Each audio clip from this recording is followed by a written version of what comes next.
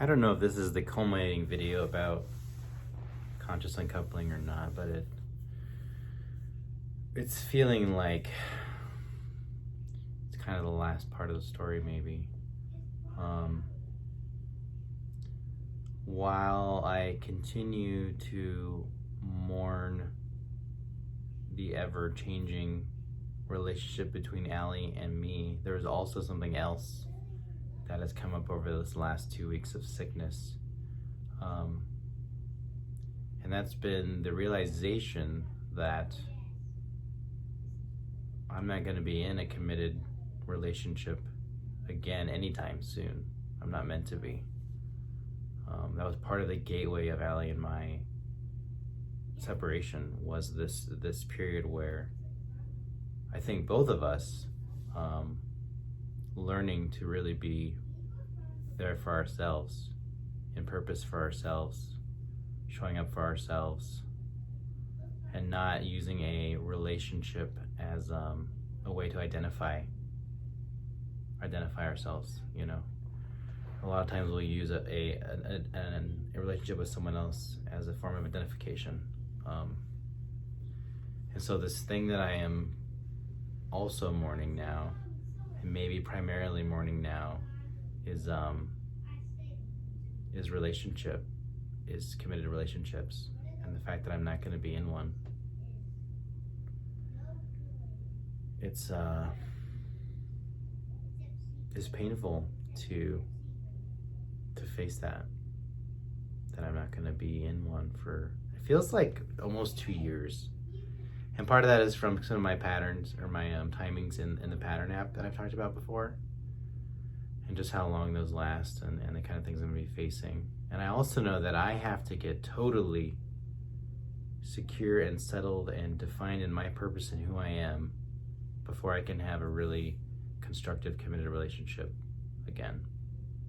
Because it's been my tendency to attach to other people's purposes and take them on as my own, especially my intimate partners. Take them on as my own instead of having my own internally driven purpose. And I can't allow that to repeat any further. It does not benefit my life. And so I can feel this sadness, like right behind my eyes, right up in this part of my body, because I released these ideas already. I released them, and now it's time to grieve that. The idea of being in a committed relationship anytime soon, the fact that that's not going to happen. And so I feel like watching just a super emotional movie to help move this stuff out of my eyes, you know. The other thing I've kind of realized about conscious uncoupling is I think it's a really good example of how we need to move, not need to, I want to be careful with my words, no needs or shoulds. I believe it presents a really good example of how we could start moving into the new way of doing things in all areas of life. And what I mean by that is that people need to be able to take a very small step towards the new thing that's coming, as opposed to taking a giant leap. And so why the conscious uncoupling is an example of that is because, you know, whenever you've had a severing of a relationship, right, a separation that's violent and intense, that it creates trauma, and it's very painful for both people. And with the conscious uncoupling, this was like a gradual thing that was happening, a gradual transition, a gradual change that will never potentially result in the level of separation, right, that would occur traditionally in these kind of things. Like, Alli and I are friends, we still have a relationship that's really wonderful, and there was a point where we physically separated from each other. There was a bit of a breakage, a vertical breakage, right? And then, but the change has been kind of gradual the whole time, if that makes sense. And this is the kind of change we want to bring about in all areas of life. So I've been talking about veganism recently. I think this is a really good example of an area where this kind of gradual thing is what we're looking for. If we tell people, hey, you've been eating meat your whole life, you're wrong, you're bad, you shouldn't do that, right? Well, all you're gonna get is a bunch of resistance, right? And trauma. Like if they believe that they've been wrong their whole life, it's creating trauma and it's unnecessary, and it doesn't create positive change. On the other hand, we can tell people, hey, it's really good to eat more plants, right? It's really good to eat more plants. Maybe just try eating more plants, and then we can say, hey, maybe we could have a meatless Monday, and that's just a dinner that doesn't have meat in it on Monday nights. That's all that is. We get this gradual change in this thing, because it needs to be gradual, and we don't want to create more trauma with any of it. And there's so many things to transition in the world. There's so many things, and if we can just onboard people to this gradual transformation, in their life, then it becomes much more easy, and it's much more easy for people to get off the old train, if you will, and get on the new train when it has a gradual incline.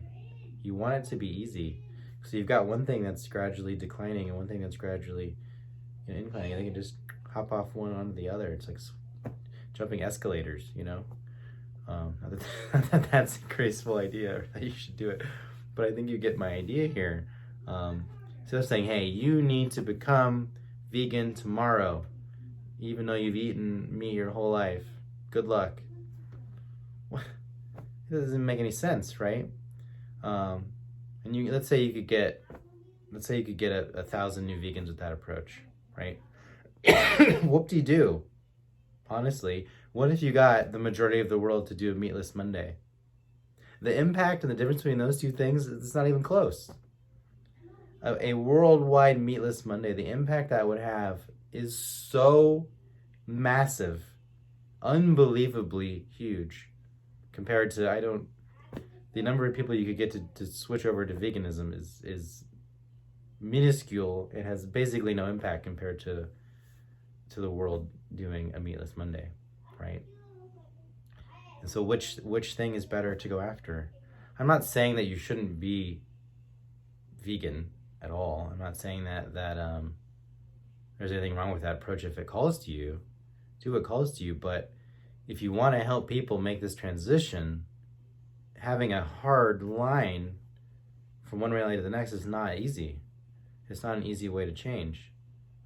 Just like this conscious uncoupling, very easy, very smooth, right? It's a new way of doing things, and it doesn't involve this hard breakage, trauma, because we don't want to make more trauma. I mean, that's the whole thing we're healing in this time, is the trauma of the past, and we're not going to be that effective at doing that by making new traumas, right? And there's a lot of places where we can make new trauma. If we're like, this is wrong, you need to stop what you've been doing, you've been wrong your whole life, and you need to do this other thing. Whether it's diet, medicine, we can get into all the different things. But I think that this can be a really good example of a way to this gradual transition and onboard people into what's coming, this new way of relating to each other. The fact that we're all connected. Life's not all about money. It's another great example. If we're like, hey, you've been chasing your money all life and you're still miserable. Sorry. It doesn't have to be so black and white.